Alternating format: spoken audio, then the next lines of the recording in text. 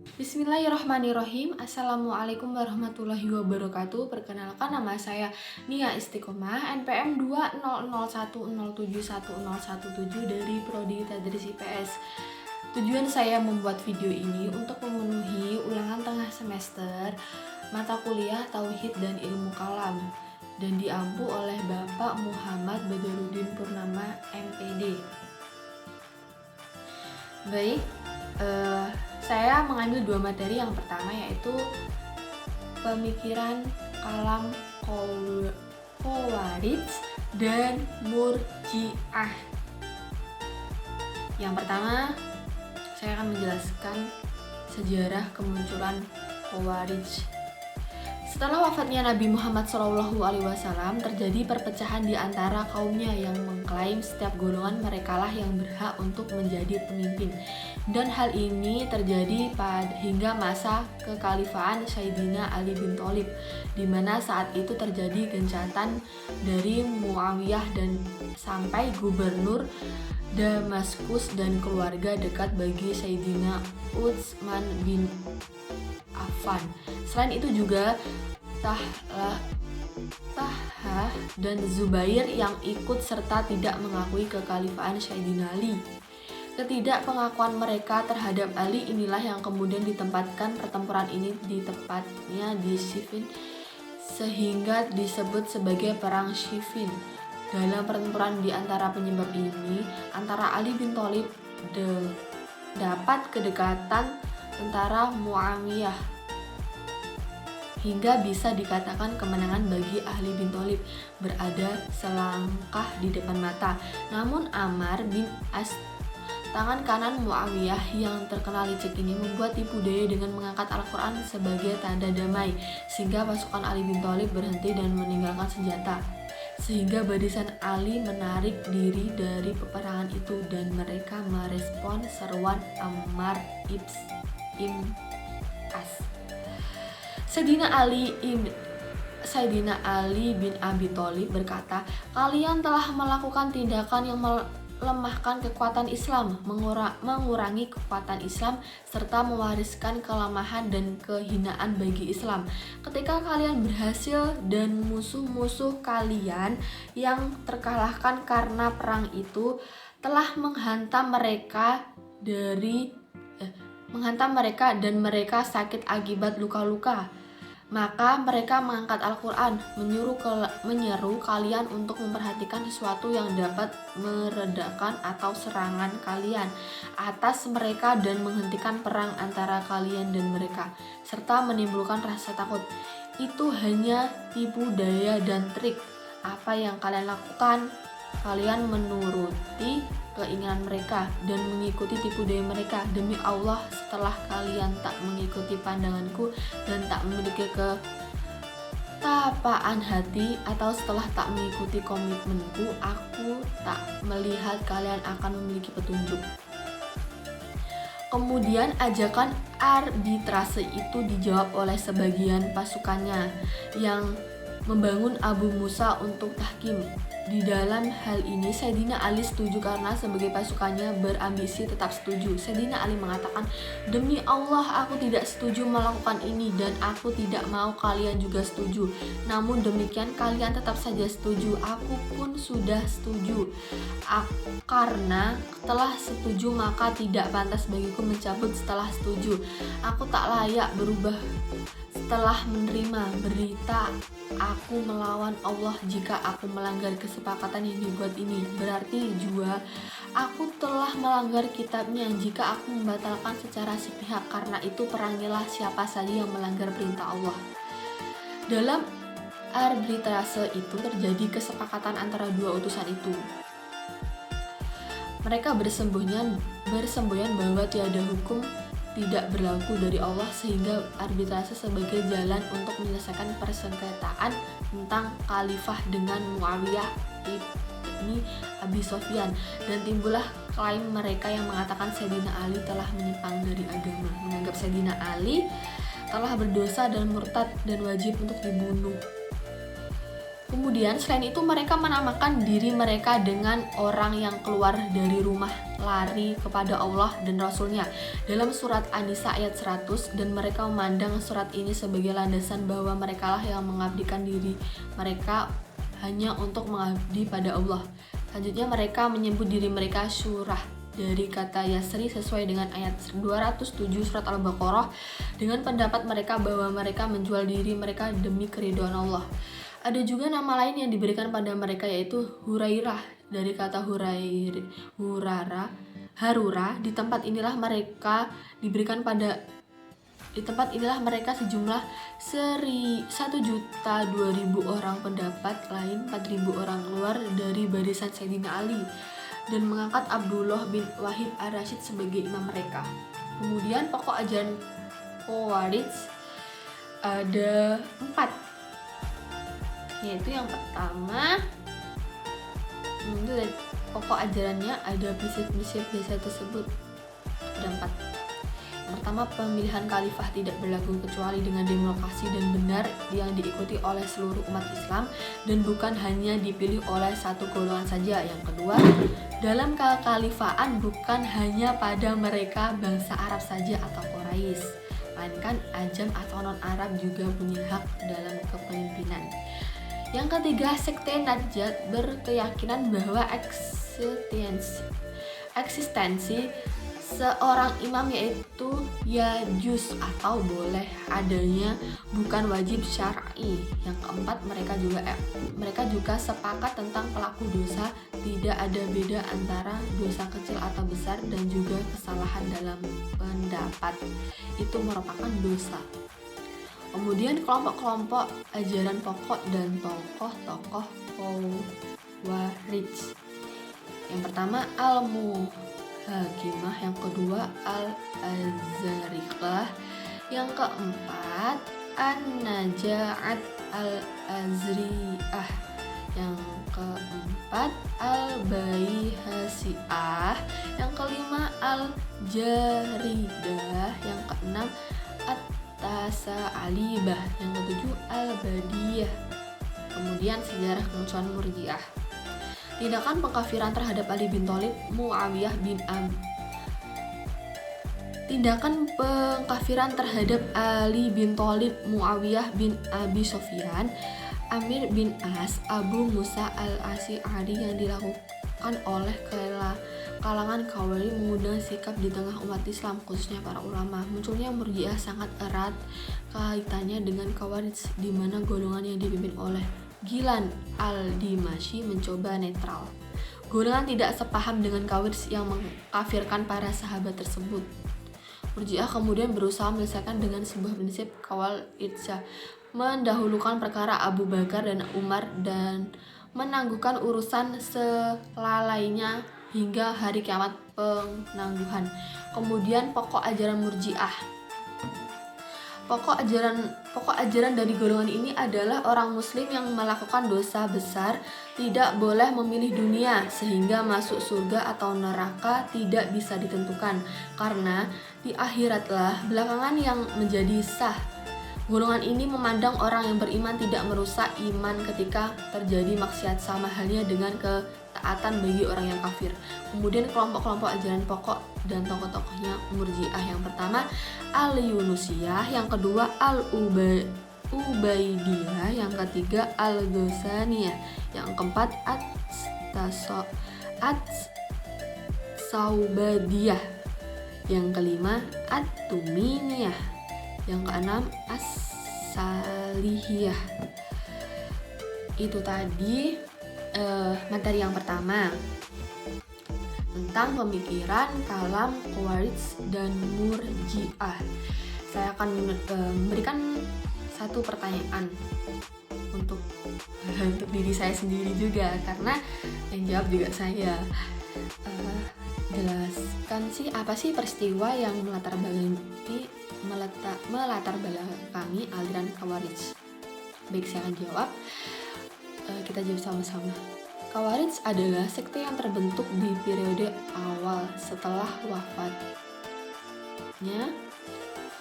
Nabi dan memberi banyak pengaruh terhadap terhadap gerakan ekstremisme Islam. Latar belakang aliran ini bermula ketika terjadi perpecahan internal kaum muslimin setelah pembunuhan Khalifah Utsman. Saat itu secara umum umat Islam terbagi dua, yaitu kubu Ali bin Abi Thalib sang khalifah keempat pengganti Utsman, dan kubu oposisi yang terdiri dari kelompok Asiyah atau istri Nabi dan kelompok Muawiyah bin Abi Sufyan.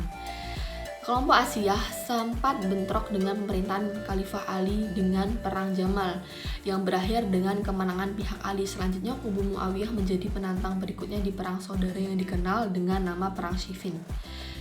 Kemudian pada akhir Perang Siffin diadakanlah arbitrase atau tahkim antara kedua kubu yang bertingkai.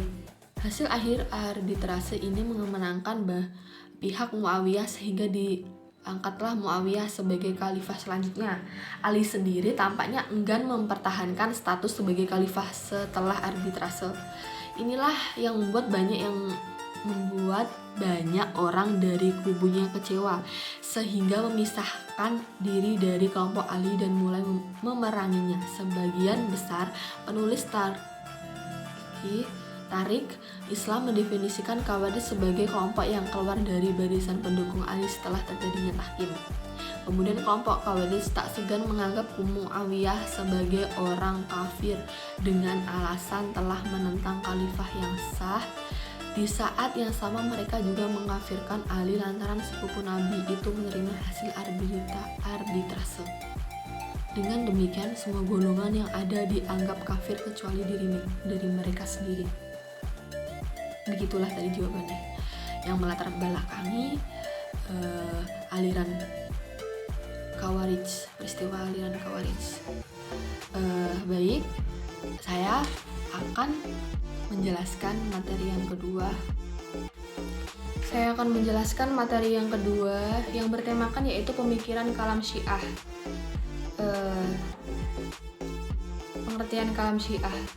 Syiah ialah salah satu aliran atau mazhab dalam Islam. Syiah menolak kepemimpinan dari 3 khalifah.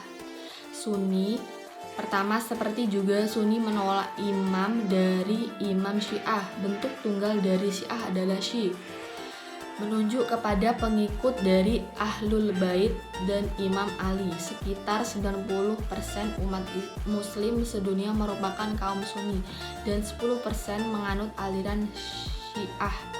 Istilah Syiah berasal dari kata bahasa Arab Syiah. Bentuk tunggal dari kata ini adalah Syi. Adalah bentuk pendek dari kalimat bersejarah Syiah Ali, yang artinya pengikut Ali, yang berkenan tentang Quran surah Al-Bayyinah ayat Khairu Bariyah. Saat turunnya ayat itu Nabi SAW bersabda, "Wahai Ali, kamu dan pengikutmu adalah orang-orang yang beruntung. Ya Ali, anta wasyi'atu kahuma uzizun." Syiah menurut etimologi bahasa Arab bermakna pembela dan pengikut seseorang.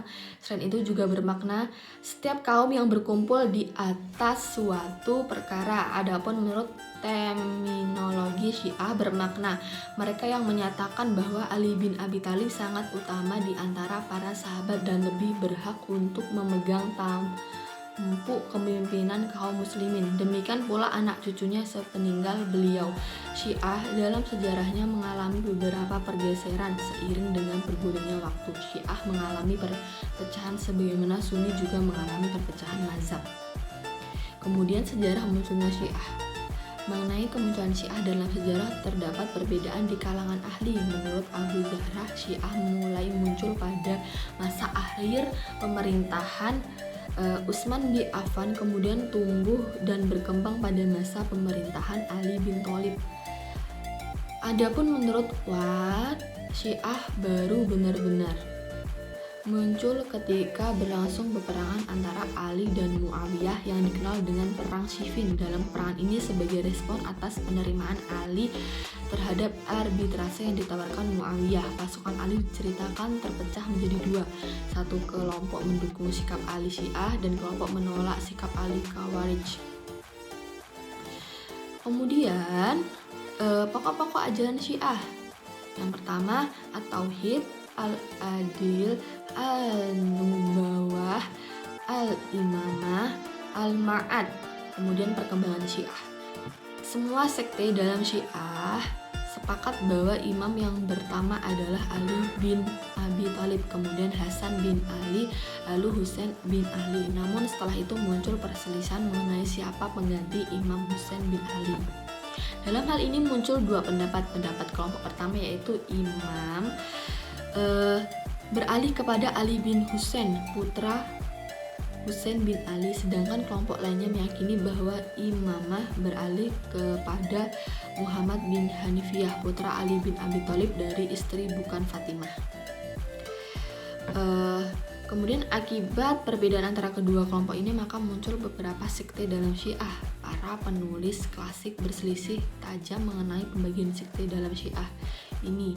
Akan tetapi para ahli umumnya membagi sekte Syiah dalam 4 golongan, yaitu yang pertama Al-Kaisaniyah, Zaidiyah, Imamiyah, dan kaum Gulat. Kemudian saya akan memberikan pertanyaan lagi untuk diri saya sendiri. Pertanyaannya adalah, mana yang lebih berbahaya antara liberalisme dengan syariah? Ada yang tahu? Mungkin tidak asing ya dengan liberalisme. Apa sih itu liberalisme? Mungkin tidak asing. Ayo, mari kita jawab bareng-bareng ya. Syiah merupakan musuh dalam selimut yang tidak mudah bisa kita cegah penyebarannya. Dengan mengatasnamakan Ahlul Bait, mereka mulai menggeruk pengikut Ahlu Sunnah di Indonesia. Cara yang digunakan Syiah yang lebih mengedepankan tradisi dan seni lebih mudah diterima masyarakat, berbeda dengan paham liberalisme yang menyerah ajaran Islam dan akidah Islam, menyebabkan paham ini mendapatkan perlawanan cukup besar. Maka apabila dibandingkan dari kedua paham ini, Syiah lebih berbahaya daripada liberalisme. Namun pada kenyataannya mereka dengan sangat kompak bersama-sama menyebarkan pahamnya di Indonesia.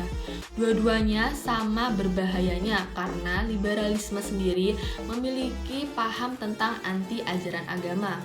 Mereka memiliki 3 prinsip utama, yaitu kebebasan, individualisme, dan rasionalisme. Oleh karena itu, seseorang penganut sejati liberalisme akan terjatuh pada sekian banyak perkara kekafiran.